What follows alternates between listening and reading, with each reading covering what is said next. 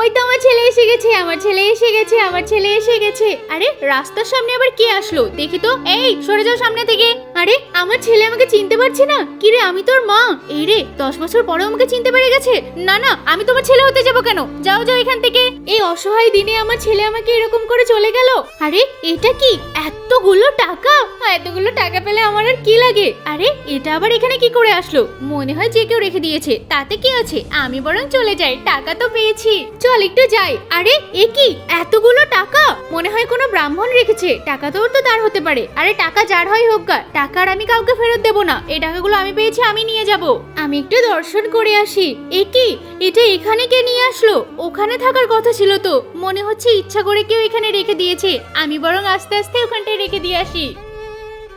তোর কি হয়েছে মা? আরে তুমি এখানে? হ্যাঁ, তোমাকে আমি এগুলো দিলাম, তোমার আর কোনো অভাব থাকবে না, এই সমস্ত তোমার।